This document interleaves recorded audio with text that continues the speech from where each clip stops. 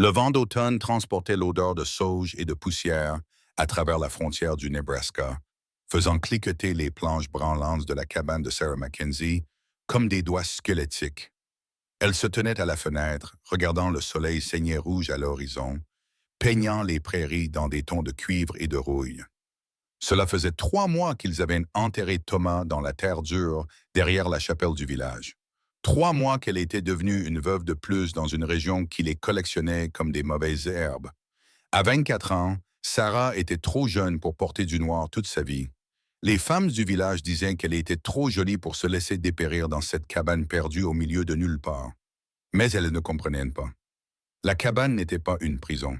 C'était tout ce qui lui restait de Thomas. Des rêves qu'ils avaient emportés vers l'ouest dans leur chariot, de la vie qu'ils avaient prévu de construire de leurs propres mains. Elle appuya sa paume contre la vitre froide, regardant son souffle embué. L'immensité de la prairie s'étendait à l'infini devant elle, seulement interrompue par la ligne sombre des peupliers le long de Willow Creek. Parfois, elle avait l'impression d'être la dernière personne vivante au monde, surtout lorsque les coyotes entonnaient leur chant du soir et que les ombres s'allongeaient et devenaient étranges. Le café était froid depuis des heures, mais Sarah le but quand même, grimaçant à cause de son goût de mer. Elle avait cessé de se soucier de prendre des repas corrects depuis des semaines. À quoi bon cuisiner pour une seule personne? Le pain de maïs était rassis, les haricots étaient froids, et le silence à table lui pesait sur les oreilles au point qu'elle avait envie de crier. Un mouvement dans l'herbe attira son attention. Sarah se pencha vers la fenêtre, plissant les yeux dans la lumière déclinante. Rien, juste le vent qui courbait l'herbe de la prairie, créant des vagues comme un océan doré. Mais ces derniers temps, elle sentait des regards posés sur elle. C'était ridicule. Elle savait que ce genre d'idées fantaisistes venait d'une trop grande solitude. Pourtant, parfois, lorsqu'elle allait chercher de l'eau au puits ou nourrir les poules, les poils de sa nuque se hérissaient et elle se retournait pour ne trouver qu'un terrain vide qui la regardait en retour. Le voisin le plus proche, le vieux Walter Hutchkins, vivait à 3 kilomètres à l'est. La ville de Clearwater se trouvait à 8 kilomètres à l'ouest, assez proche pour y aller en cas d'urgence, mais assez loin pour donner l'impression d'être dans un autre monde. Thomas avait délibérément choisi cet endroit, loin des jugements et des contraintes de la vie en ville. Nous construirons notre propre paradis, avait-il promis, les yeux brillants de rêves fiévreux qui s'étaient avérés être une véritable fièvre. Sarah s'éloigna de la fenêtre et alluma la lampe à Will, chassant les ombres dans les coins de la pièce unique. La cabane était petite mais solide. Thomas avait insisté sur ce point. De bons murs en bois, une cheminée en pierre, une vraie fenêtre en verre qui leur avait coûté un cerf. Le lit était adossé au mur du fond, toujours fait pour deux, même si un seul côté portait des traces du sommeil. Son fusil était accroché au-dessus de la porte, chargé et prêt, comme il le lui avait appris. Elle avait pensé à retourner en ville, à prendre une chambre chez Madame Garrett, à trouver peut-être du travail au magasin général, mais quelque chose la retenait ici. De la fierté peut-être, ou de l'entêtement, ou simplement le fait que partir signifierait admettre que Thomas était vraiment parti, que leur rêve était mort avec lui dans ce lit, alors qu'elle tenait sa main brûlante et lui murmurait des mensonges sur demain. Il fallait s'occuper du feu. Sarah s'agenouilla devant l'âtre et ajouta une bûche aux flammes mourantes. Il n'y avait plus beaucoup de bois. Encore une corvée qu'elle devrait accomplir seule. Thomas avait toujours coupé le bois pendant qu'elle ramassait le petit bois. Maintenant, elle faisait les deux, ses mains devenant rugueuses et habiles d'une manière qui aurait attristé sa mère restée dans l'Ohio. Alors qu'elle attisait le feu, Sarah l'entendit, un bruit qui n'appartenait pas aux chevaliers de la prairie, ni au hurlement des coyotes, ni au bruissement du vent dans l'herbe. C'étaient des pas délibérés et mesurés. Son cœur battait à tout rompre dans sa poitrine, tandis qu'elle tendait la main vers le fusil. Thomas lui avait appris à tirer, l'avait fait s'entraîner jusqu'à ce qu'elle puisse atteindre une boîte de conserve à 50 mètres.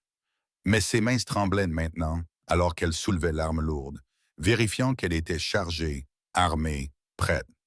Les pas faisaient le tour de la cabane, lents et déterminés. Trop lourde pour un coyote, trop assurée pour un vagabond.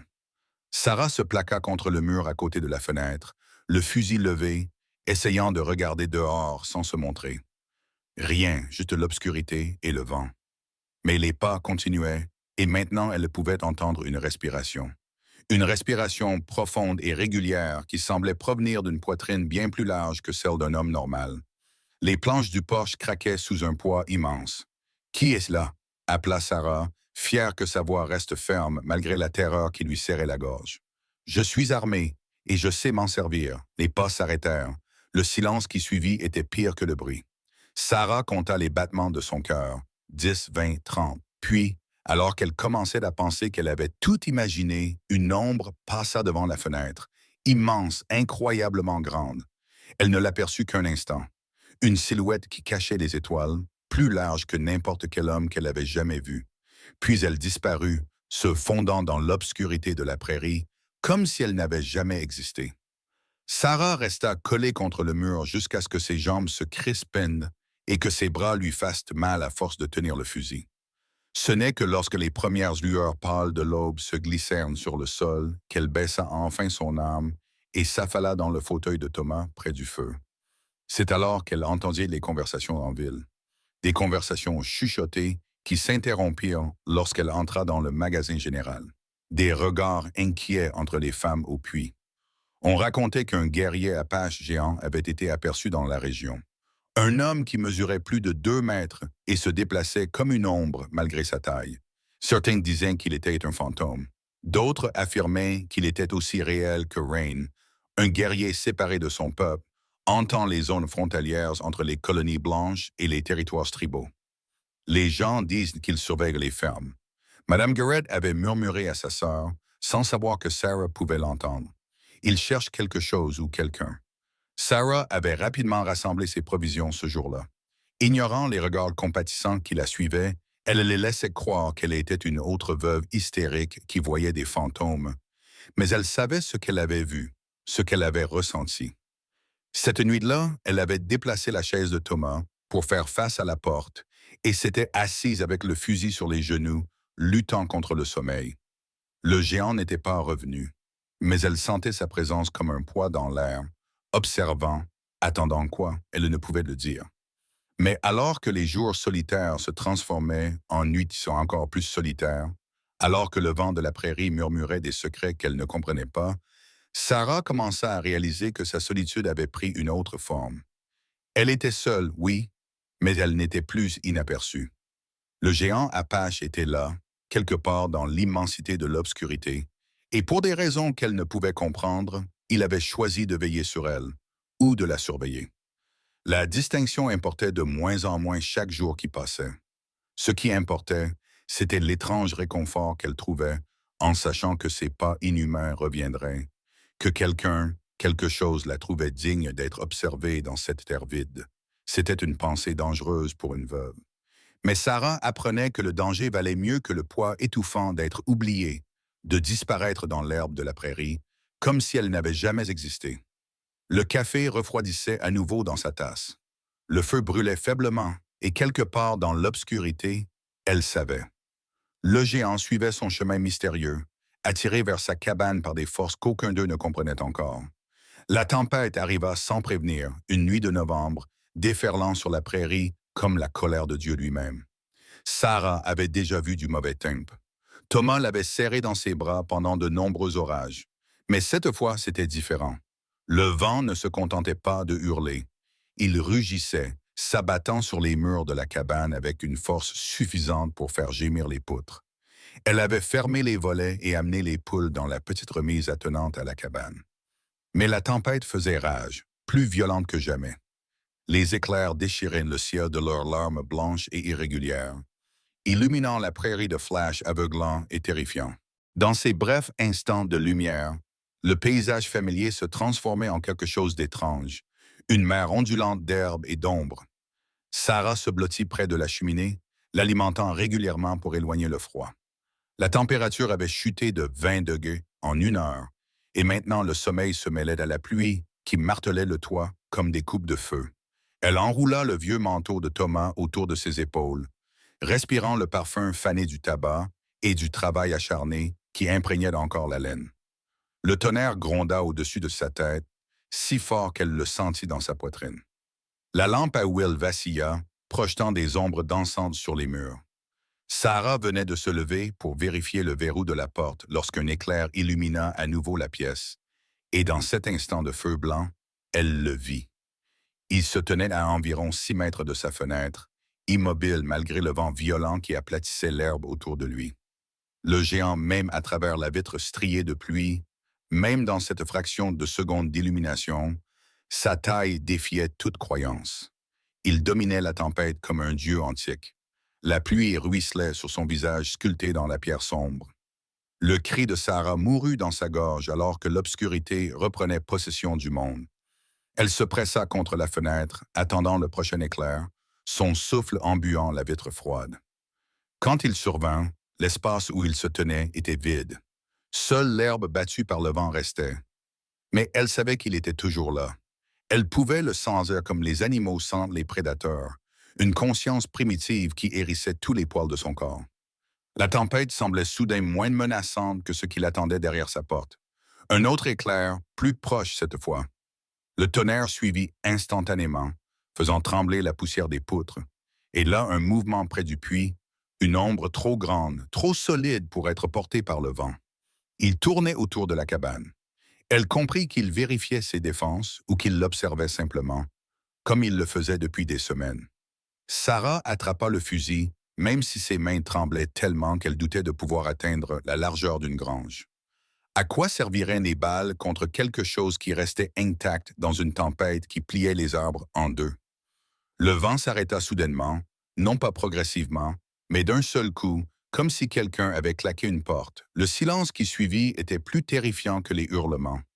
La pluie continuait de tomber, mais doucement maintenant, tambourinant sur le toit comme des doigts nerveux. Puis vint le coup. 3 coups mesurés sur sa porte, assez forts pour résonner dans toute la cabane. Les genoux de Sarah faillirent se dérober sous elle.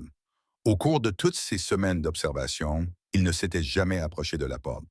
Il n'avait jamais révélé sa présence de manière aussi délibérée. Elle resta figée, le fusil serré contre sa poitrine. Les coups se répétèrent, patients, sans précipitation, comme s'il savait qu'elle n'avait nulle part où fuir. Que voulez-vous? Les mots sortirent dans un murmure. Elle s'éclaircit la gorge. Réessaye. J'ai dit, que voulez-vous? Pas de réponse, juste le doux crépitement de la pluie et sa propre respiration saccadée. Sarah se glissa jusqu'à la porte et colla son oreille contre le bois. Rien, mais elle pouvait le sentir là, attendant de l'autre côté de ses 5 centimètres de chaîne. Sa présence était écrasante, comme si elle se tenait à côté d'une montagne. Un éclair illumina à nouveau la pièce et elle aperçut son ombre à travers l'interstice sous la porte. Des pieds nus, incroyablement grands, fermement plantés sur les planches de son porche. Il ne cherchait même pas à s'abriter de la pluie. « S'il vous plaît, dit-elle, détestant le ton faible de sa voix. « Partez, c'est tout. » Un son se fit alors entendre, pas tout à fait un rire, mais quelque chose qui y ressemblait. Profond comme le tonnerre, bref comme un souffle. Puis ses pieds massifs se retournèrent et s'éloignèrent. Chaque pas faisait gémir les planches du porche. Sarah resta collée contre la porte jusqu'à ce que ses jambes se crispent. Ce n'est que lorsqu'elle fut certaine qu'il était parti qu'elle osa jeter un coup d'œil par la fenêtre. L'orage était déjà passé, grondant vers l'est à travers la prairie. Les étoiles commençaient à apparaître à travers les nuages qui se dissipaient. C'est alors qu'elle vit ce qu'il avait laissé. Sur son porche, placé précisément là où elle ne pouvait pas le manquer, se trouvait un paquet enveloppé dans une toile cirée. Sarah le fixa longuement, puis attrapa un tisonnier dans la cheminée et s'en servit pour traîner le paquet à l'intérieur, claquant la porte derrière elle. À l'intérieur de l'emballage imperméable se trouvait de la viande de chevreuil fraîche, déjà nettoyée et découpée, en quantité suffisante pour lui permettre de tenir 2 semaines si elle faisait attention. En dessous, emballés séparément, se trouvaient des herbes qu'elle ne reconnaissait pas, des feuilles et des racines séchées qui sentaient la terre et la pluie. Sarah s'effondra dans son fauteuil, fixant son regard sur l'offrande. La viande avait été découpée de main de maître, les morceaux étaient précis. Ce n'était pas l'œuvre d'un sauvage. Comme le prétendaient les habitants du village, c'était un travail habile, soigné, délibéré. Mais pourquoi? Que voulait-il d'elle? Elle rangea la viande dans sa cave froide, la suspendant correctement pour la conserver, et laissa les herbes sur la table, ne sachant pas quoi en faire. Cette nuit-là, elle dormit par intermittence, interrompue par des rêves de géants marchant dans les tempêtes, insensibles à la foudre, indifférents au vent. Le lendemain matin, le temps était clair et froid. Sarah s'aventura dehors pour vérifier les dégâts causés par la tempête. Comme toujours, elle avait son fusil à la main. Le poulailler avait tenu bon, mais les oiseaux semblaient nerveux. Regroupés dans le coin le plus éloigné, quelques bardeaux avaient été emportés par le vent sur le toit de la cabane. Une autre réparation à ajouter à sa liste interminable. C'est alors qu'elle trouva les empreintes. Elle faisait le tour complet de sa cabane, profondément enfoncée dans la terre ramollie par la pluie. Chaque empreinte faisait presque 2 fois la longueur de son propre pied. La foulée était si longue qu'elle devait faire 3 pas pour en faire un. Mais c'est le motif qui lui coupa le souffle. Il n'avait pas simplement fait le tour au hasard. Les traces montraient où il s'était arrêté pour caler ses volets mal fixés, où il avait déplacé un baril d'eau pour protéger la porte de son poulailler du vent. Il avait passé la tempête non pas à s'abriter, mais à protéger sa cabane, ses animaux, elle. Sarah suivit les traces jusqu'à leur point de départ, vers le ruisseau et les peupliers au-delà.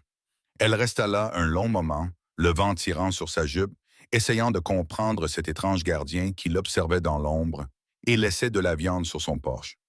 Ce soir-là, elle cuisina une partie du chevreuil, l'assaisonnant avec du sel et le reste de son poivre. La viande était tendre, savoureuse, meilleure que tout ce qu'elle avait réussi à chasser elle-même. Pendant qu'elle mangeait, elle se surprit à regarder par la fenêtre, se demandant s'il l'observait maintenant, s'il savait qu'elle mangeait son cadeau. Les herbes étaient toujours sur sa table, mystérieuses et étrangement patientes. Sarah prit une pincée de feuilles séchées et les ajouta à son café. Le goût était étrange, mais pas désagréable. Terreux et légèrement sucré, avec une chaleur qui se répandait dans sa poitrine et apaisait la tension constante qu'elle ressentait. Elle dormit mieux cette nuit-là qu'elle ne l'avait fait depuis des mois. Pas de rêve, pas de réveil brusque au moindre bruit. Juste un sommeil profond et réparateur qui la laissa se sentir plus forte au réveil. La tempête avait changé quelque chose. Pas seulement le temps, qui était devenu froid et vif, annonçant l'hiver, mais l'air même autour de sa cabane. Elle se sentait toujours observée, mais la sensation était passée de menaçante à autre chose, protectrice peut-être, ou possessive. Sarah essayait de ne pas trop réfléchir à ce que cela pouvait être, ni à la façon dont son cœur ne bondissait plus entièrement de peur lorsqu'elle le sentait proche.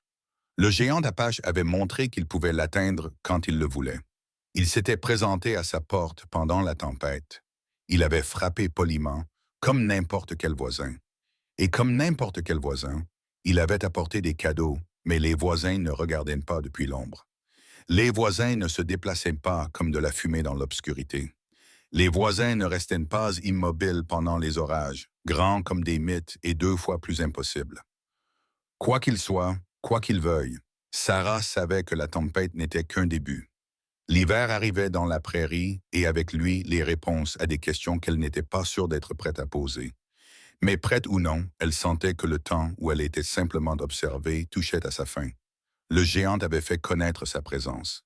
Il restait maintenant à voir ce qu'il comptait faire à ce sujet et ce qu'elle comptait faire à son sujet. Le matin, Sarah trouva les empreintes à côté de son puits. Elle savait qu'il avait été plus proche que jamais, fraîche dans la terre durcie par le gel. Chaque empreinte était claire comme une signature, des pieds nus massifs qui s'étaient tenus là pendant qu'elle dormait, peut-être en observant sa fenêtre, peut-être en s'assurant qu'elle avait de l'eau pour un autre jour. Elle examinait les traces, suivant leur taille impossible du regard, quand sa voix retentit derrière elle. « Tu es trop maigre. » Sarah se retourna brusquement, son seau tombant bruyamment sur le sol. Il se tenait à la limite de sa propriété, là où commençait la prairie, à une dizaine de mètres d'elle. Sa taille lui coupa le souffle. Les histoires n'avaient pas exagéré. Au contraire, elles n'avaient pas réussi à rendre compte de sa présence imposante, ses 2,10 mètres de muscles et de tendons, ses épaules larges comme des portes de grange, sa peau couleur cuivre polie au soleil du matin. Il portait des jambières en peau de cerve et une chemise en tissu qui tendait sur sa poitrine. Ses cheveux, noirs comme des plumes de corbeau, tombaient sur ses épaules, retenus par un bandeau en cuir.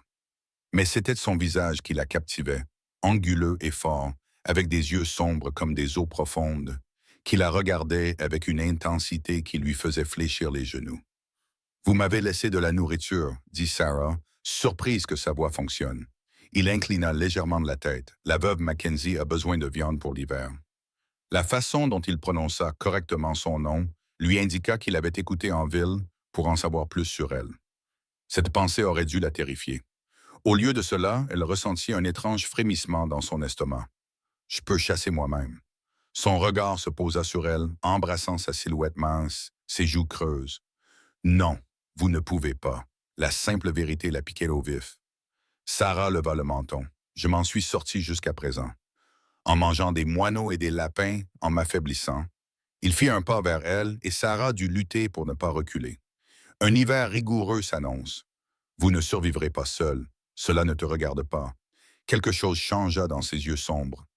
De l'amusement, peut-être. Je m'en suis occupé. Pourquoi? La question jaillit avant qu'elle ne puisse la retenir. Pourquoi me surveiller? Pourquoi m'aider? Que veux-tu?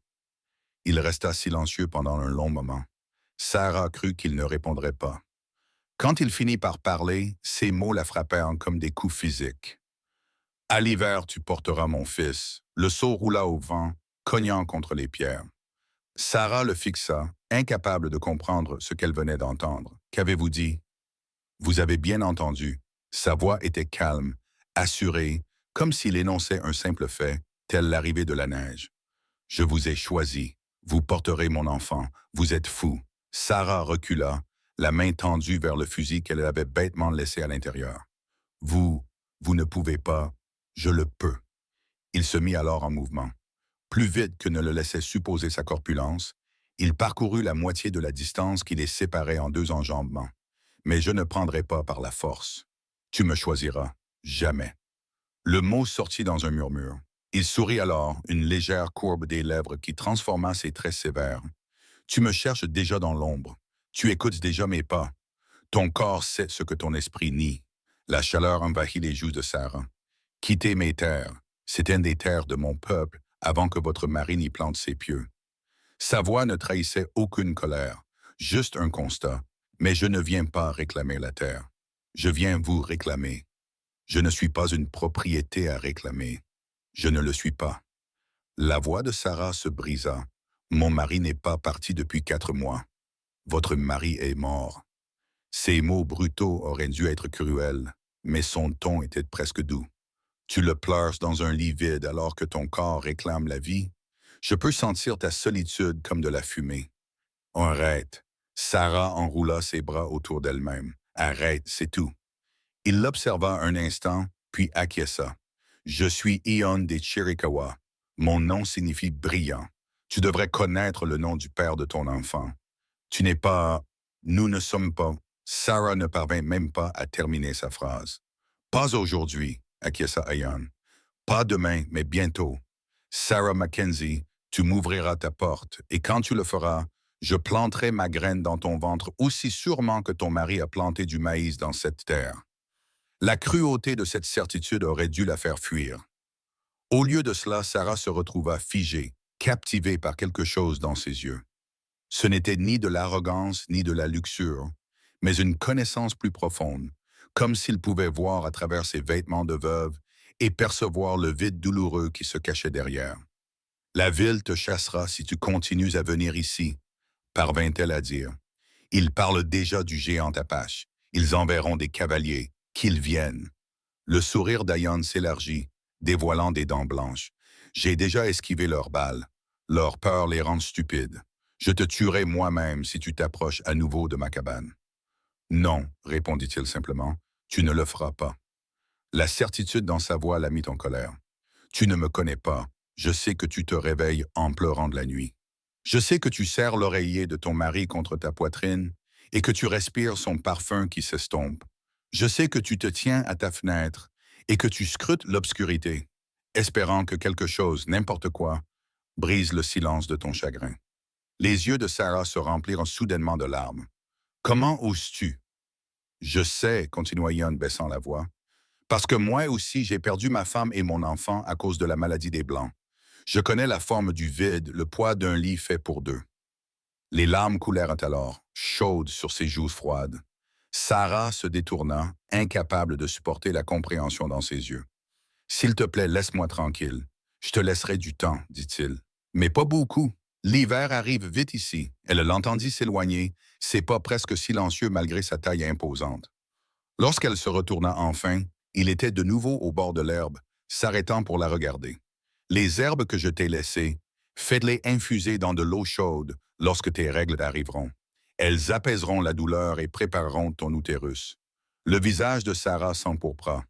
Je ne le ferai pas. Tu le feras, dit-il avec cette certitude exaspérante. Ton corps est jeune et fort. Il veut créer la vie. Même si ton cœur s'accroche à la mort, je t'aiderai à te rappeler ce que signifie être en vie. Puis il disparut, se fondant dans le paysage comme la brume matinale, malgré son apparence imposante. Sarah resta près du puits, tremblant non seulement à cause du froid, jusqu'à ce que le soleil soit suffisamment haut pour réchauffer son visage. Cette nuit-là, elle barricada la porte et vérifia 2 fois son fusil. Mais lorsqu'elle finit par s'endormir, ses rêves ne concernaient pas Thomas. Ils étaient peuplés d'yeux sombres et de peaux cuivrées, de mains massives qui pouvaient la briser comme du petit bois, mais qui la touchaient avec une douceur surprenante.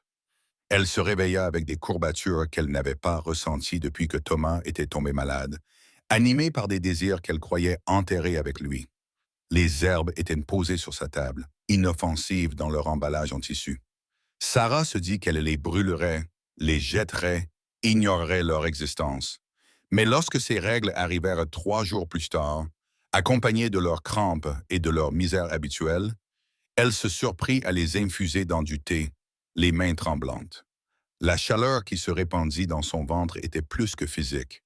C'était comme si les herbes portaient en elles une partie de l'essence de celui qui les lui avait donnés, sauvage et forte, et absolument certaine de ce qui allait arriver.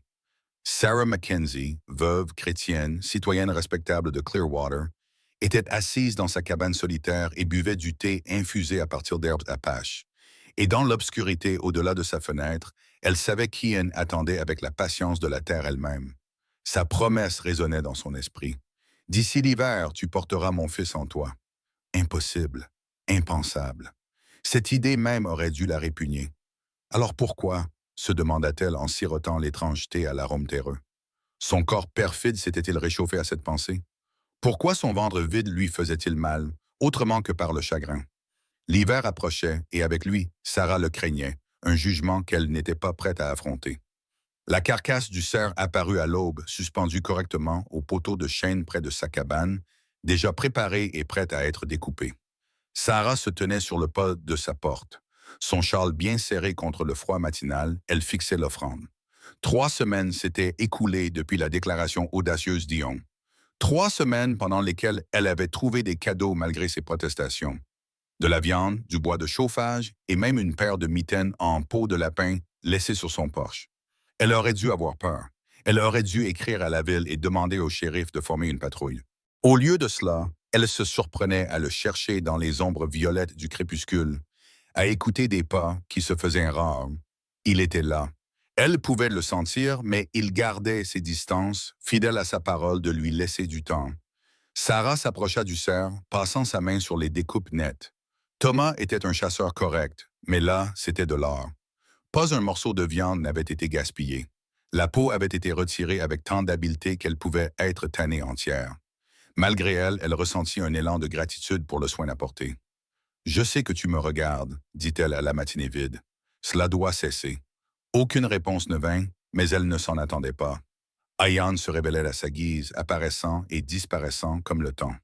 Sarah parla de découper la viande en portions, ses gestes vifs trahissant sa frustration. Elle ne pouvait pas continuer à accepter ses cadeaux. Chacun d'entre eux lui semblait être un fil qui la liait à sa promesse impossible.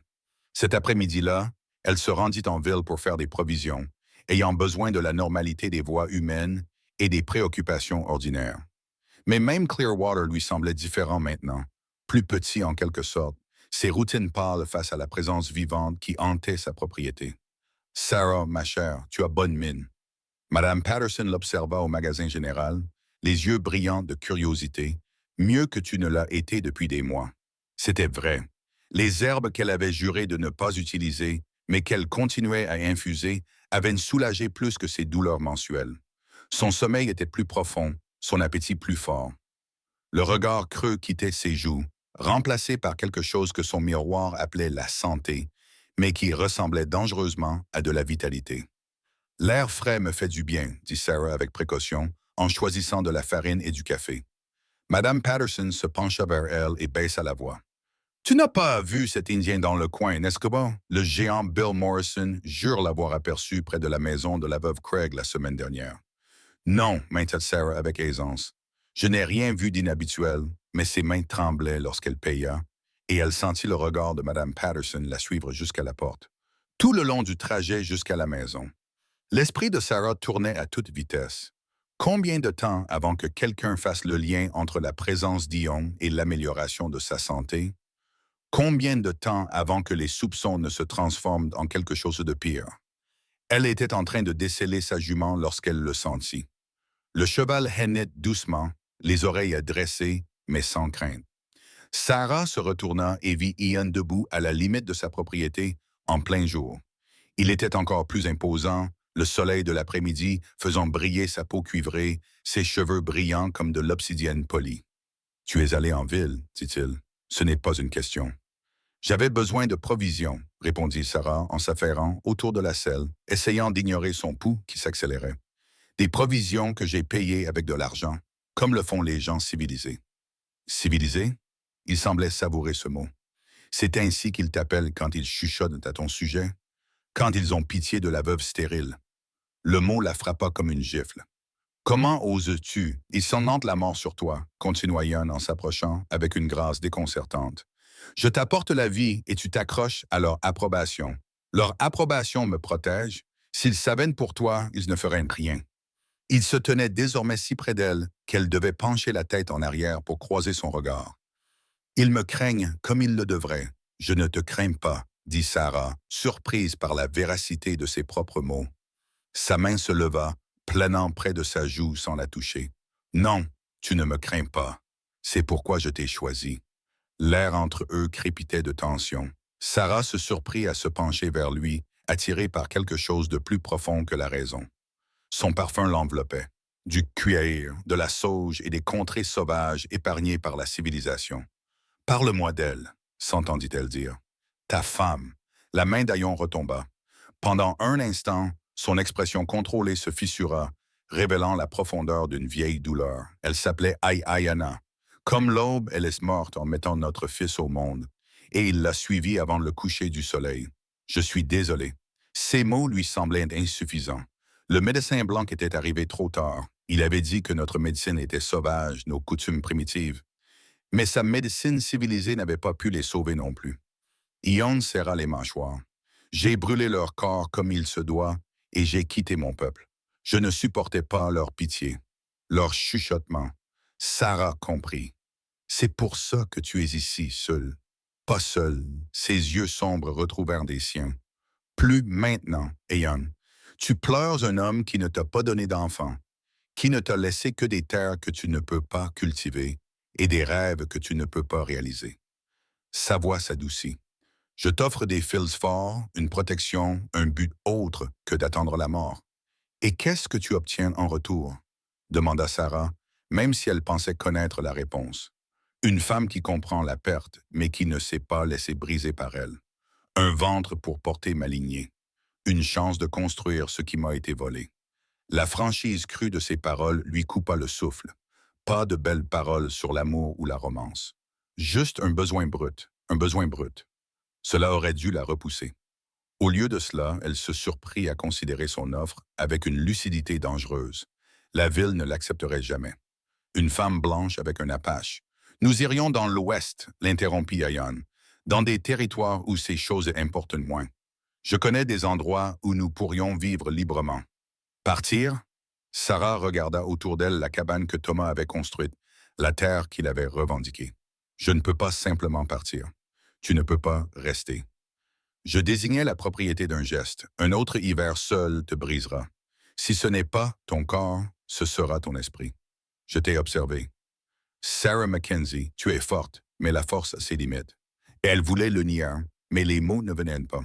Il avait raison. Chaque jour devenait plus difficile, plus solitaire, le poids de la solitude pesant comme des pierres. La pitié des habitants de la ville était presque pire que l'isolement. Leur gentillesse prudente lui rappelait constamment ce qu'elle avait perdu, ce qu'elle n'aurait jamais. « Je ne t'aime pas, dit-elle doucement. L'amour vient après. » Ion répondit, « D'abord vient le choix, puis la confiance, puis les corps apprennent à se connaître. L'amour grandit sur ce terreau. Et si je ne peux pas te donner de fils, si je suis stérile comme il le murmure. » Sa main se leva à nouveau, cette fois-ci posée, chaude et lourde sur son ventre plat, même à travers les couches de tissu. Son contact la brûlait. « Tu n'es pas stérile. Je le sentirais si tu l'étais. Ton ventre est vide et impatient. Il s'animera à ma semence. » Cette confiance brutale aurait dû l'offenser.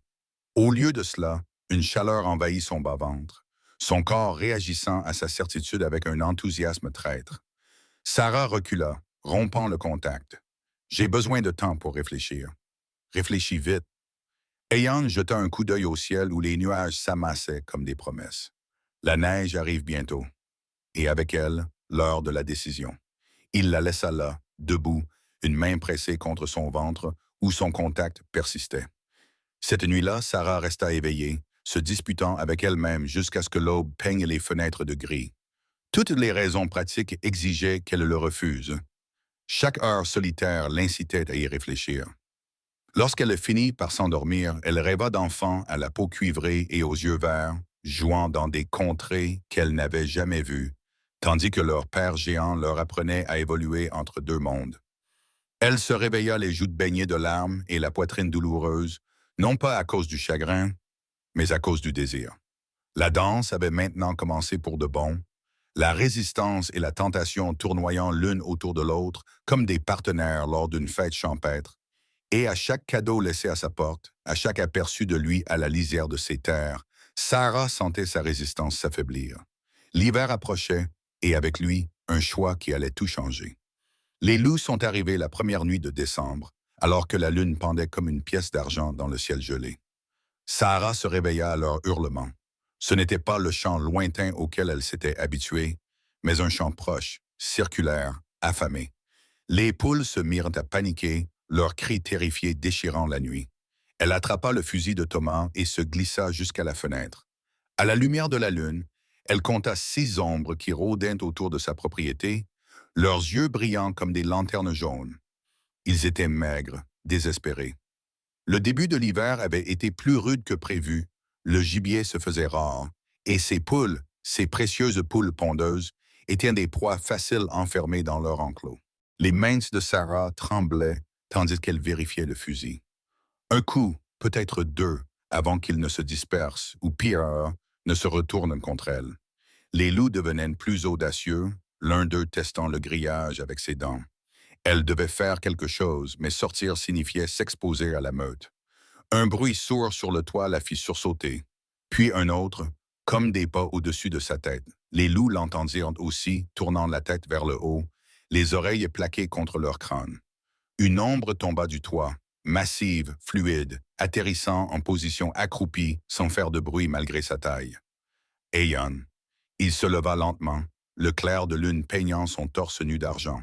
Une massue de guerre dans une main et un couteau dans l'autre. Les loups reculèrent, déconcertés par cette nouvelle menace. Le plus grand, probablement l'alpha, montra les crocs et grogna sourdement. Ion grogna en retour, un son qui hérissa tous les poils du corps de Sarah. Ni humain, ni animal, mais quelque chose entre les deux qui évoquait les nuits anciennes où les hommes étaient des proies et apprenaient à devenir des prédateurs. Il écarta les bras, se rendant encore plus imposant, et fit un pas vers la meute. L'alpha bondit. Ce qui suivit fut d'une efficacité brutale. Ion esquiva l'attaque et abattit son gourdin sur le crâne du loup, dans un craquement qui résonna à travers la prairie. Il pivota, le couteau étincelant, et attrapa un autre loup qui tentait de le prendre à revers. La lame lui ouvrit la gorge dans une gerbe de sang sombre sur la neige. Les loups restants tournaient en rond, fatigués, mais leur courage était en train de s'effondrer, et Ian se tenait debout au-dessus de ses compagnons tombés, la poitrine haletante. Le sang éclaboussait sa peau comme une peinture de guerre. Il leva la tête et hurla, un son qui commença humain et finit sauvage, revendiquant son territoire, avertissant les challengers. La meute s'enfuit, se fondant dans l'obscurité comme de la fumée. Seuls leurs cadavres restèrent, fumant dans l'air froid. Sarah réalisa qu'elle s'était collée contre la fenêtre, respirant à peine pendant le combat. Elle se précipita vers la porte, les mains tâtonnant avec la barre. Ayan! Il se retourna à sa voix et elle vit le couteau qui lui avait entaillé les côtes, le sang coulant sombre sur son flanc, sans réfléchir. Elle ouvrit la porte en grand. « Tu es blessé. Ce n'est rien. » Mais il vacilla légèrement, l'adrénaline du combat s'estompant. « Entre. » Comme il hésitait, elle lui saisit le bras comme s'il s'agissait d'une pierre chaude. « Maintenant, avant que tu ne te vides de ton sang sur mon porche, » il la laissa le guider à l'intérieur, se baissant pour passer la porte, sa présence remplissant immédiatement la petite cabane. Les mains de Sarah tremblaient tandis qu'elle allumait d'autres lampes, voyant enfin clairement la blessure. La coupure allait de ses côtes inférieures à sa hanche, pas profonde, mais saignant abondamment. « Assieds-toi », ordonna-t-elle en le poussant vers la chaise de Thomas. Le fait qu'il ait obéi lui indiqua qu'il souffrait plus qu'il ne l'admettait. Sarah rassembla des linges propres et de l'eau, essayant de ne pas penser au fait qu'elle allait le toucher, vraiment le toucher, pour la première fois. Elle s'agenouilla à côté de la chaise, très consciente de son regard fixe pendant qu'elle nettoyait la blessure. Sa peau était brûlante sous ses doigts, marquée de vieilles cicatrices qui racontaient d'autres combats. Sarah essaya de garder un toucher clinique, mais ses mains s'attardèrent, apprenant le relief des muscles et des os. « Pourquoi ?» demanda-t-elle doucement, en essuyant le sang. « Pourquoi risquer ta vie pour mes poulets? »« Pas pour les poulets ?» Sa voix grondait dans sa poitrine. « Pour toi? »« Ah, j'avais le fusil, un seul coup, peut-être blesser un loup avant qu'il ne t'atteigne. » Sa main recouvrit la sienne, interrompant ses soins. « Tu serais mort en protégeant des oiseaux. »« C'est tout ce qui me reste, » dit Sarah, puis elle entendit le son de ses propres mots. « Je comprends ce que tu veux dire, » dit-il en lâchant sa main. « Mais tu te trompes, tu as plus que des poulets maintenant. » Le poids de ces mots s'abattit sur elle alors qu'elle finissait de nettoyer la blessure. Il fallait la recoudre, mais le saignement ralentissait. Elle enroula des bandages propres autour de son torse, essayant d'ignorer à quel point cela lui semblait intime, à quel point son corps réagissait à sa proximité. « Voilà, » dit-elle en s'asseyant sur ses talons. « Tu vivras. »« Oui, » dit-il en lui attrapant le poignet alors qu'elle commençait à se lever. « Sarah, » dit-il en prononçant son nom d'une voix douce et prudente, comme s'il savourait quelque chose de précieux, ce qui lui serra la gorge. Elle leva les yeux vers lui, ce géant qui avait combattu des loups pour elle, qui était assis dans sang dans le fauteuil de Thomas comme s'il était à sa place. « Merci, » murmura-t-elle.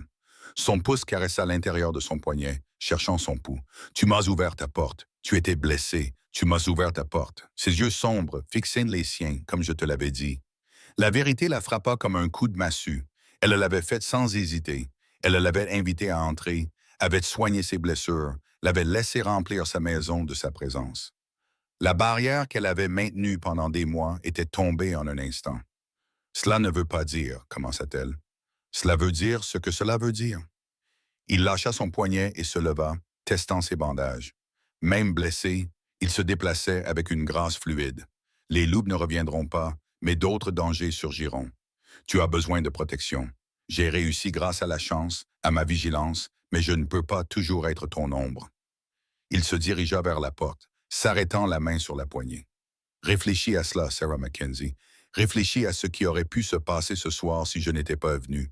Puis il disparut, ne laissant derrière lui que des vêtements tachés de sang et la chaleur persistante de sa présence. Sarah verrouilla la porte et s'effondra dans le fauteuil qu'il venait de quitter, encore chaud de son corps.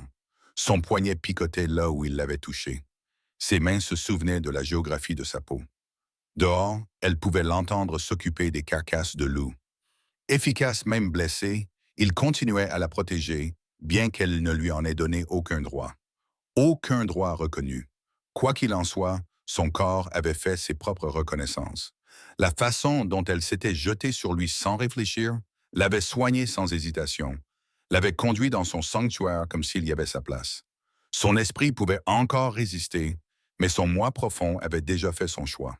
Sarah pressa ses mains contre son visage, inhalant son odeur qui s'accrochait à sa peau, sauvage, masculine et indéniablement vivante. À travers la fenêtre, elle le regardait travailler au clair de lune. Ses mouvements étaient assurés malgré les bandages. Il avait tué pour elle, saigné pour elle, et elle lui avait ouvert sa porte. L'hiver avait véritablement commencé, et avec lui, les murs qu'elle avait érigés autour de son cœur montraient leurs premières fissures cruciales.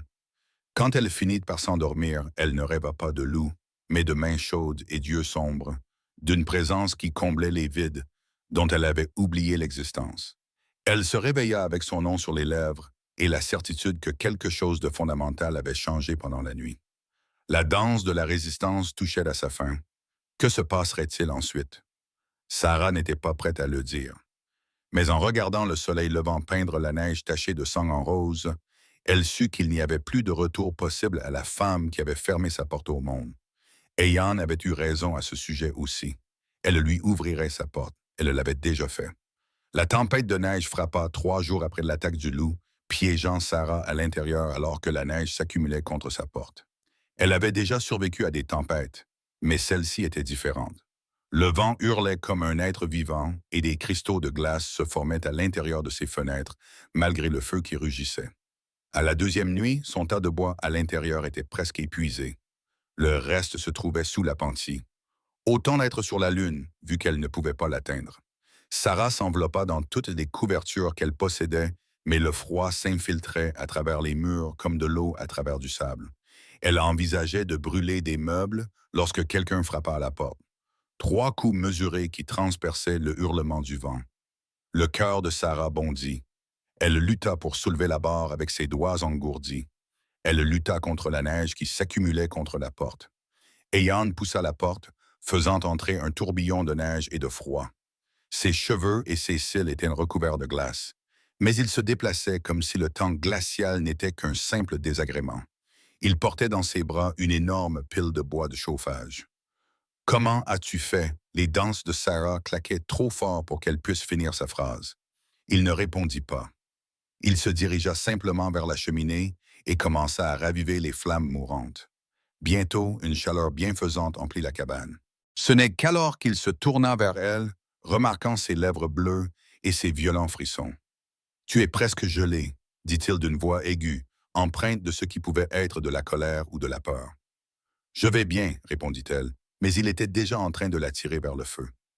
Ses mains, incroyablement chaudes malgré la tempête, lui frictionnèrent les bras et le dos, forçant la circulation sanguine dans ses membres engourdis. Sarah voulut protester, mais son corps la trahit, se penchant vers sa chaleur comme une fleur vers le soleil. « Femme stupide », marmonna-t-il, passant à sa propre langue pour prononcer des mots qui ressemblaient à des jurons. Trop fier pour appeler à l'aide. « Appeler comment ?» parvint à articuler Sarah entre 2 claquements de dents. Des signaux de fumée. Ses mains s'immobilisèrent sur ses épaules. « Tu plaisantes alors que tu es presque morte de froid. Pas morte, juste frigorifiée. Tes lèvres sont bleues. Ton corps tremble comme des feuilles. Encore 1 heure. » Il s'interrompit, serrant les mâchoires. L'inquiétude dans sa voix, la peur à peine contenue, défit quelque chose en Sarah. « Tu es venue, murmura-t-elle. « À travers la tempête, je viendrai toujours. » La simple certitude de cela fit brûler ses yeux de larmes qu'elle attribua à l'air qui se réchauffait.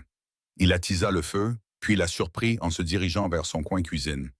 Bientôt, l'odeur du thé en train d'infuser emplit la cabane, son thé, mais avec des ajouts provenant de la pochette à sa ceinture. Le liquide qu'il lui tendit était sombre, parfumé d'herbes qu'elle ne pouvait nommer. « Bois », ordonna-t-il. « Tout. » Le thé brûla en descendant, répandant de la chaleur depuis sa poitrine vers l'extérieur. En quelques minutes, les violents frissons s'atténuèrent. Sarah serra la tasse, l'observant par-dessus le bord tandis qu'il se débarrassait de sa couche extérieure recouverte de neige, la suspendant soigneusement près du feu. « Tu observais à travers la tempête, » dit-elle. Ce n'était pas une question. « Oui. Pourquoi n'es-tu pas venu plus tôt? » Ses yeux sombres rencontrèrent les siens. « Tu ne l'avais pas demandé. Je dois demander de l'aide maintenant. Tu dois le choisir. » Il s'installa sur le sol près de sa chaise, le dos contre les pierres de la cheminée. Même assis, il était presque à la même hauteur qu'elle. « Je ne t'imposerai pas ma présence, mais je ne te laisserai pas mourir par orgueil non plus. » Sarah posa sa tasse et l'observa à la lueur du feu. Le bandage résultant de l'attaque du loup contrastait avec sa peau cuivrée. Il avait pris un nouveau risque, affrontant une tempête meurtrière parce qu'il savait, d'une manière ou d'une autre, qu'elle avait besoin de lui. Reste, s'entendit-elle dire, tandis que son corps tout entier s'immobilisait. Sarah, la tempête ne va pas se calmer cette nuit. Peut-être pas demain non plus. Elle désigna les fenêtres givrées. Tu ne peux pas continuer à faire des allers-retours. Reste. Si je reste, dit-il lentement, je ne pourrai peut-être plus partir. Le poids de ces mots s'installa entre eux comme une autre présence. Sarah comprit. Il s'agissait de plus qu'un simple abri contre la tempête. C'était le moment de faire un choix. La porte qui s'était ouverte en grand ne se refermerait peut-être jamais. Je sais, murmura-t-elle. Il se leva d'un mouvement fluide, dominant sa chaise. Sois sûr qu'une fois que nous aurons emprunté cette voie, j'en aurai assez d'avoir froid, l'interrompit Sarah en se levant pour lui faire face. Assez d'être seule, assez de faire semblant de ne pas écouter tes pas. Ne te cherche pas dans l'ombre. Sa main se leva pour lui caresser la joue, son pouce essuyant une larme dont elle n'avait pas remarqué la chute. Tu trembles encore de froid ou de peur? Ni l'un ni l'autre. Et c'était vrai. Le tremblement venait d'autre chose. L'anticipation, le besoin, le soulagement terrifiant de finalement céder à ce que son corps savait depuis des semaines. Il baissa lentement la tête, lui laissant le temps de s'éloigner. Sarah se mit plutôt sur la pointe des pieds, le rejoignant à mi-chemin. Le premier contact de ses lèvres fut doux, presque respectueux. Une question posée et répondue dans le même souffle. Puis ses mains se refermèrent sur ses cheveux, et la douceur s'évanouit comme la brume matinale. Il l'embrassait comme il se battait, avec une concentration totale, une force écrasante soigneusement maîtrisée. Sarah avait déjà été embrassée, mais les beaux pectoraux de Thomas n'éteignent que des flammes de bougie à côté de ce feu sauvage. La bouche d'Ion s'empara de la sienne avec une avidité qui égalait la sienne, ses mains enserrant sa taille, la soulevant contre lui comme si elle ne pesait rien. Lorsqu'ils se séparèrent, tous deux haletants, Sarah se sentit transformée. Les vêtements de veuve pouvaient encore habiller son corps, mais la femme qui se cachait dessous s'était réveillée avec une vengeance. Ton lit, dit Ayan d'un ton rude, où je te prends ici près du feu, comme une bête. La franchise crue de cette remarque fit monter la chaleur dans son ventre. Sarah prit sa main et le conduisit vers le lit qu'elle avait partagé avec Thomas, où elle avait tenu son corps ravagé par la fièvre et lui avait murmuré des mensonges sur demain. Mais ses souvenirs lui semblaient désormais lointains, aussi fanés que de vieilles photographies face à la présence vivante de l'homme à ses côtés. Ce qui suivit n'avait rien à voir avec ses expériences conjugales, où Thomas avait été apologétique, rapide, presque honteux de l'acte. Ion n'avait aucune honte de son désir. Il la déshabilla lentement, ses mains et sa bouche adorant chaque centimètre de peau dévoilée, jusqu'à ce que Sarah se tortille sous lui. La dignité oubliée face au besoin. Si pâle, murmura-t-il en traçant des motifs sur sa peau, comme de la neige mais chaude en dessous, le feu attendant. Quand il s'unit enfin à elle, Sarah poussa un cri, non pas de douleur mais de reconnaissance. C'était ce qui manquait à son corps, ce vers quoi les chevaliers vides avaient tendu. Ion bougeait sur elle, en elle, avec la même intensité concentrée qu'il apportait à tout le reste. Et Sarah, qui était restée passive sous les gestes maladroits de Thomas, se surprit à répondre à chacun de ses coups de rein, ses ongles griffant son dos, sa voix appelant son nom dans la nuit sauvage et orageuse. Après, ils restèrent enlacés, la tête de Sarah posée sur sa poitrine. Elle écoutait son cœur ralentir. La tempête faisait toujours rage dehors, mais à l'intérieur, elle ressentait une chaleur différente, un sentiment de plénitude, de connexion. La justesse de deux corps qui s'emboîtaient comme les pièces d'un puzzle. Ta promesse, dit-elle doucement.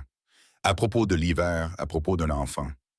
Ses mains caressaient possessivement son ventre plat. Ça commence maintenant.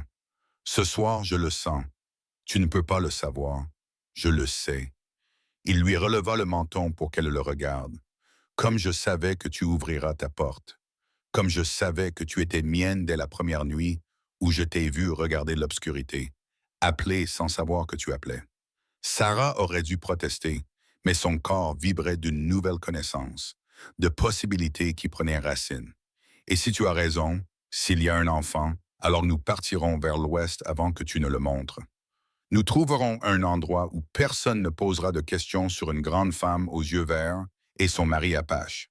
Mon mari? Répéta Sarah, savourant le mot. Tu es ma femme maintenant. Non. Il la serra plus fort dans ses bras. Je suis ton homme. Les papiers de l'homme blanc ne signifient rien. Mais si tu en as besoin, nous trouverons un prêtre qui ne posera pas de questions.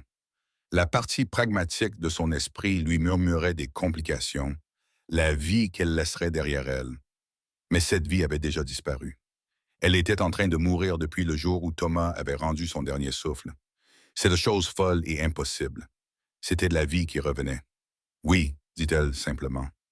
Il l'embrassa à nouveau et la tempête dehors semblait s'être calmée, comme si la nature elle-même reconnaissait le pacte conclu dans cette petite cabane. Lorsqu'il se leva pour s'occuper du feu, Sarah observa le jeu de la lumière sur sa peau, la puissance gracieuse de ses mouvements, et ne ressentit pas la moindre envie de se couvrir ou de détourner le regard. Elle n'était plus la veuve Mackenzie, ce fantôme en deuil convenable. Elle était Sarah, la femme d'Ian, portant sa promesse sous son cœur, et quand le printemps viendrait, quand son ventre s'arrondirait d'une nouvelle vie, elle chevaucherait vers l'ouest à ses côtés, vers un avenir qu'elle n'aurait jamais pu imaginer dans son monde prudent et civilisé. Mais pour l'instant, il n'y avait que cela, la tempête, le feu et l'homme qui revenait dans son lit avec des yeux qui promettaient que la nuit était loin d'être terminée. Sarah lui ouvrit les bras, s'ouvrit à la douceur sauvage d'être pleinement, complètement vivante. « Reste, dit-elle à nouveau, et cette fois, ils savaient tous les deux qu'elle voulait dire pour toujours. En février, le corps de Sarah avait commencé sa transformation. Les nausées matinales apparurent les premières, la faisant trébucher hors du lit pour vomir dans le lavabo, tandis qu'Ian lui tenait les cheveux, ses grandes mains douces contre son cou. Elle le lui avait caché pendant une semaine avant qu'il n'apparaisse simplement un matin, sachant sans qu'on lui dise. L'enfant se fait connaître, avait-il dit. Sa voix était pleine de satisfaction, tandis qu'il lui préparait l'une de ses tisanes, déjà forte, une battante.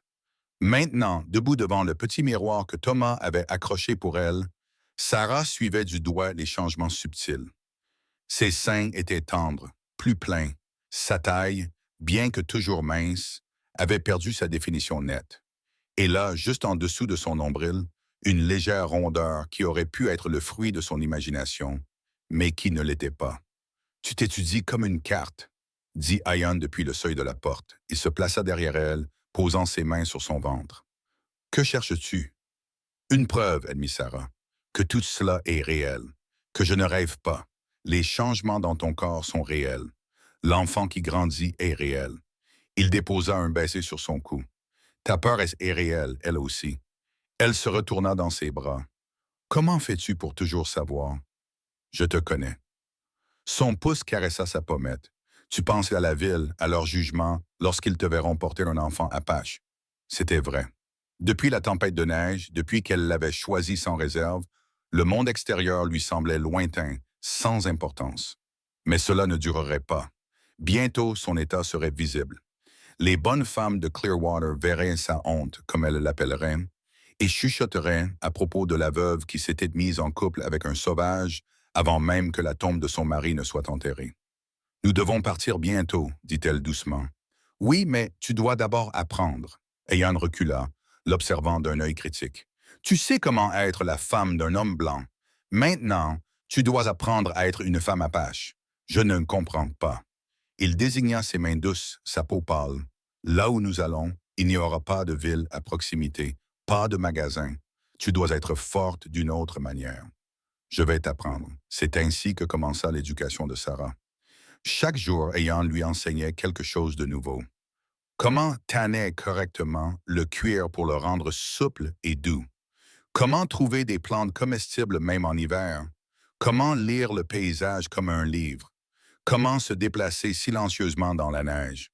Placer ses pieds là où il laissait peu de traces. « Ton peuple fait trop de bruit », expliqua-t-il en lui montrant comment marcher sans bruit. « Il s'annonce toujours au monde entier. Mon peuple apprend à faire partie de la terre, pas à la conquérir. » Sarah essaya d'imiter ses mouvements fluides, se sentant maladroite comme un nouveau-né. « Je n'y arriverai jamais. » Pas avec ses bottes.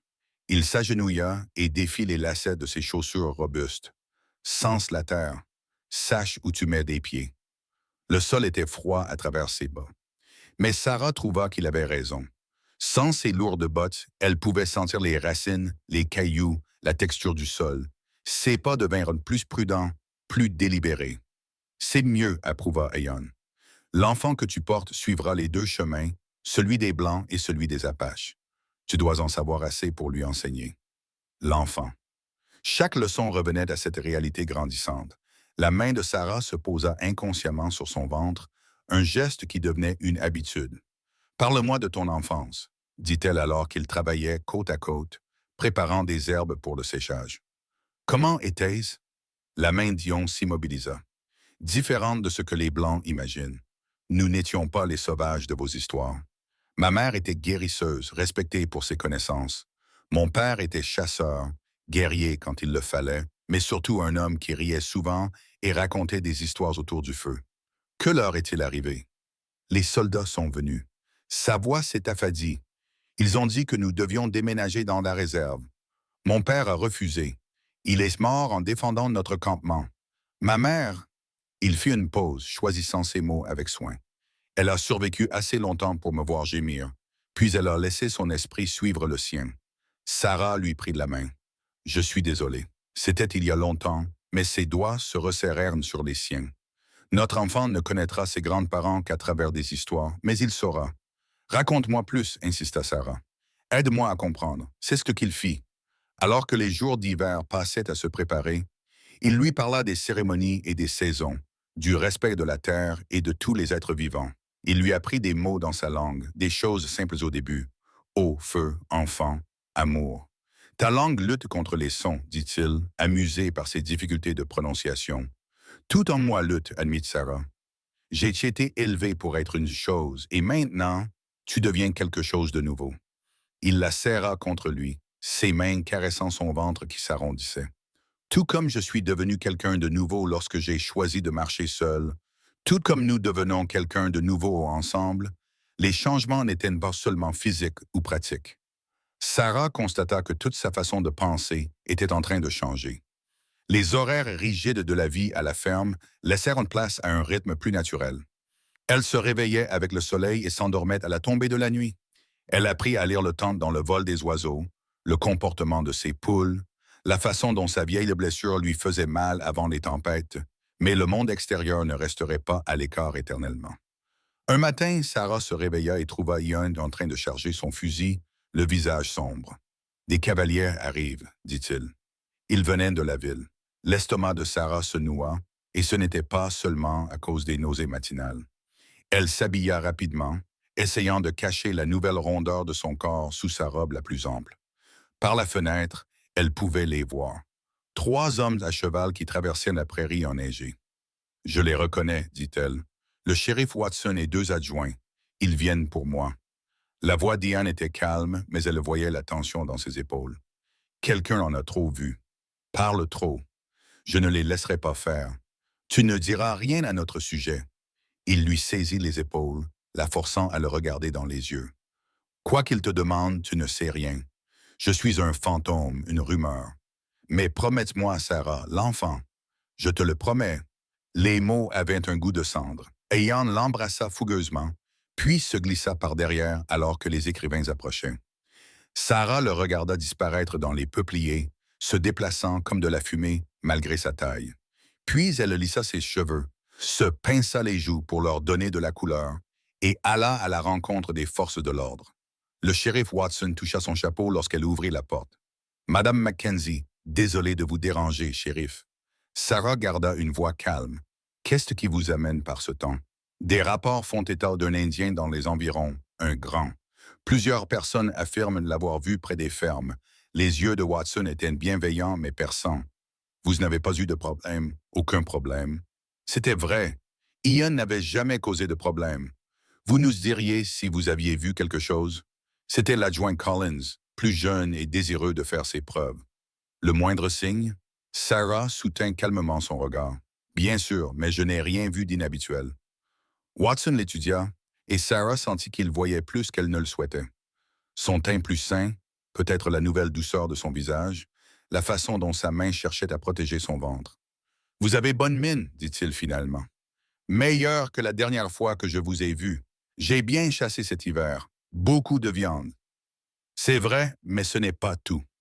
H. Watson jeta un coup d'œil autour de lui, ses yeux de policier enregistrant les détails. Soyez prudente, Madame Mackenzie. Si cet Indien existe vraiment et n'est pas seulement un conte d'hiver, il pourrait être dangereux. Une femme seule. J'ai le fusil de Thomas, dit Sarah, et je sais m'en servir. Watson monta néanmoins sur son cheval, mais son regard s'attarda. Il serait peut-être plus sûr de rester en ville jusqu'au printemps. Madame Garrett a des chambres. C'est ma maison, dit Sarah fermement. Je ne me laisserai pas chasser par des rumeurs. Le shérif toucha à nouveau son chapeau. Comme vous voudrez. Mais si vous voyez quoi que ce soit, je vous enverrai un message. Sarah mentit sans sourciller. Elle les regarda partir, restant à la fenêtre jusqu'à ce qu'ils ne soient plus que des points à l'horizon. Ce n'est qu'alors qu'Ayan revint, se fondant dans le paysage comme s'il n'était jamais parti. Ils ont des soupçons, dit-il. Peut-être, mais ils ne peuvent rien prouver. Sarah se blottit dans ses bras. Nous devons partir bientôt. Oui. Sa main trouva son ventre, sentant les changements qui s'y opéraient. Quand la neige aura suffisamment fondu pour voyager. 3 semaines, peut-être 4. 3 semaines. Sarah regarda autour d'elle la cabane qui avait été sa prison et son sanctuaire. 3 semaines pour dire adieu à tout ce qu'elle avait connu. 3 semaines avant que son enfant grandissant ne rende la vérité impossible à cacher. Ce sera suffisant? Le sourire d'Ion était intense et prometteur. Je t'ai attendu pendant des lunes. Nous ferons en sorte que ce soit suffisant. Mais cette nuit-là, alors que Sarah était allongée à ses côtés, incapable de dormir, elle se demandait si les regards de la ville se tournaient vers eux. Son ventre s'arrondissait de jour en jour et quelque part, une nouvelle vie l'attendait. Une vie où elle ne serait ni veuve ni femme blanche respectable, mais quelque chose de complètement différent. L'enfant bougea pour la première fois, d'un simple frétillement, comme des ailes de papillon. Sarah eut le souffle coupé et la main d'Ion recouvrit immédiatement la sienne. « Tu le sens? » « Oui. » Sa voix était remplie d'émerveillement. « Oui, notre fils, » dit-il avec satisfaction, se faisant connaître. « Ou notre fille, » rétorqua Sarah. « Notre fils, » insista Ayan. « Je l'ai vu. » Sarah ne discuta pas. Quoi qu'il grandisse en elle, fils ou fille, c'était désormais réel, indéniable. La transformation était complète. Elle n'était plus la femme qui se tenait à sa fenêtre il y a quelques mois, observant l'obscurité. Elle était quelqu'un de tout à fait différent, portant l'avenir sous son cœur. L'hiver touchait à sa fin, et avec lui une vie allait s'achever tandis qu'une autre allait commencer. Sarah se blottit contre la chaleur d'Ian et ne ressentit aucune crainte, et seulement de l'anticipation. Quoi qu'il arrive ensuite, ils y feraient une face ensemble. Les douleurs commencèrent au coucher du soleil, le jour le plus court de l'hiver, alors que la neige recouvrait le sol d'une épaisse couche et que des cristaux de glace flottaient dans l'air comme des étoiles gelées. Sarah avait été agitée toute la journée, arpentant la cabane malgré les regards inquiets de Ian, incapable de se calmer alors que la pression montait dans son ventre. « C'est l'heure », haleta-t-elle en s'agrippant à la table alors qu'une nouvelle vague la submergeait. Ian fut instantanément à ses côtés, le visage calme, mais les yeux brillants d'une émotion qu'elle n'avait jamais vue auparavant. Quelque chose entre la peur et une joie intense.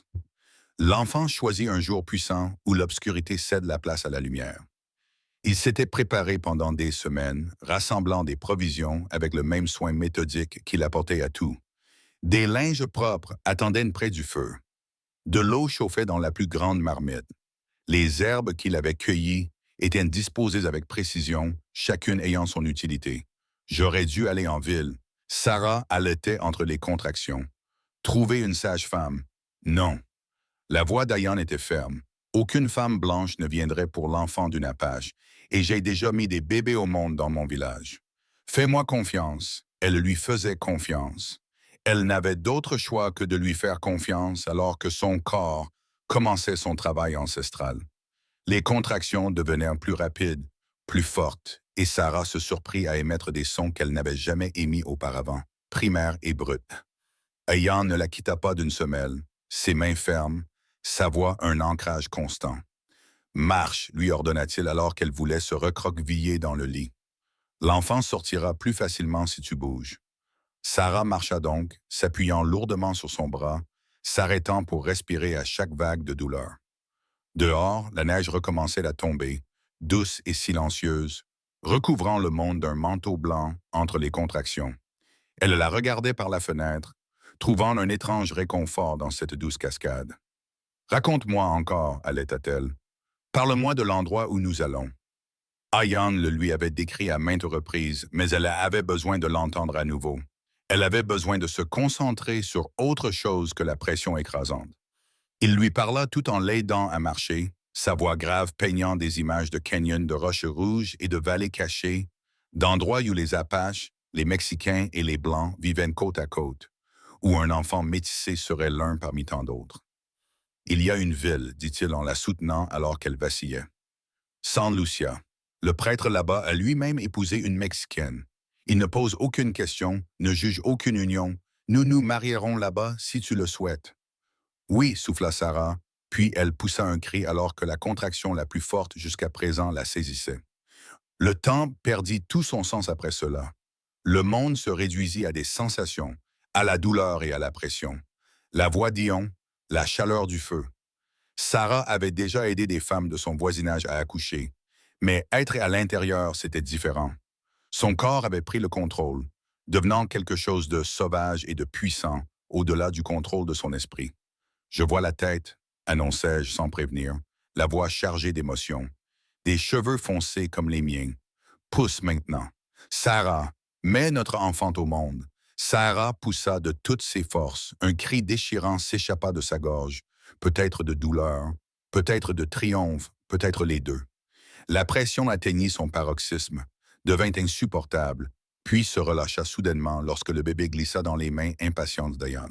« Un fils, dit-il, la voix empreinte d'émerveillement. Tu m'as donné un fils. » Le cri du bébé déchira l'air, fort et en colère d'avoir été expulsé de son monde chaleureux. Ayan le nettoya avec des gestes expérimentés, noua le cordon, puis le posa sur la poitrine de Sarah. Son poids, solide, réel, vivant, la fit sangloter de soulagement et d'amour débordant. « Il est parfait, murmura-t-elle en touchant ses petites boîtes, sa chevelure noire, son petit visage qui ressemblait à la fois à celui de Ian et au sien. « Notre fils, il s'appellera Samuel, dit Ian, posant sa main sur les leurs. Samuel Ian Mackenzie, un nom issu de ton monde et du mien. » Sarah leva les yeux vers lui et vit des larmes sur ses joues burinées. Samuel signifie « Dieu a entendu ». Entendu quoi? Ma prière pour une seconde chance. Ton appel dans l'obscurité. Il embrassa son front. Puis leur fils. Il a entendu et répondu par ce cadeau. Le placenta sortit plus facilement, et Ayan s'occupa d'elle avec la même douce efficacité dont il avait fait preuve tout au long de l'accouchement. Bientôt, Sarah fut propre et confortablement installée dans son lit, Samuel tétant son sein avec une faim instinctive. La cabane était chaude, paisible, remplie du miracle quotidien d'une nouvelle vie. La promesse, dit Sarah doucement, se souvenant de cette première déclaration choquante. Tu as dit qu'avant l'hiver, j'aurais ton fils qui grandirait dans moi. Et tu l'as fait. Ian était assis à côté d'eux sur le lit, assez grand pour le faire grincer. Je l'ai vu cette première nuit en t'observant. Je t'ai vu avec mon enfant. Je l'ai vu à ton sein. Les esprits m'ont montré ce qui pourrait être si j'étais assez courageuse pour le revendiquer et si j'étais assez courageuse pour l'accepter, ajouta Sarah. Elle toucha la joue de leur fils, s'émerveillant de la douceur de sa peau. J'étais tellement perdue, dit Ayan, prête à disparaître dans le néant. Tu m'as ramené à la vie. Nous nous sommes ramenés l'un l'autre. Il les prit tous les deux dans ses bras, en prenant soin de ne pas déranger le bébé qui t'était. À partir des cendres de nos pertes, nous avons construit cela. Samuel finit de téter et s'allongea, satisfait, ses yeux sombres essayant de se concentrer sur leur visage. Dehors, la neige avait cessé de tomber et les étoiles apparaissaient, nettes et brillantes, dans l'air pur. Sarah réalisa que c'était la veille de Noël. Elle avait perdu la notion du temps. Mais d'une certaine manière, il semblait normal que leur fils arrive maintenant. Un cadeau au-delà de tout ce qu'elle aurait pu imaginer. « Quand partons-nous » demanda-t-elle. « Quand tu seras assez forte. 6 semaines, peut-être 8. » Ayan caressa les cheveux du bébé. « Le voyage sera difficile, mais j'ai des chevaux prêts, des provisions pour la route. Mon peuple, ou ce qu'il en reste, sait que nous arrivons. Ils t'accueilleront comme ma femme et lui comme mon fils. Et quand nous arriverons à San Lucia, nous construirons une vie.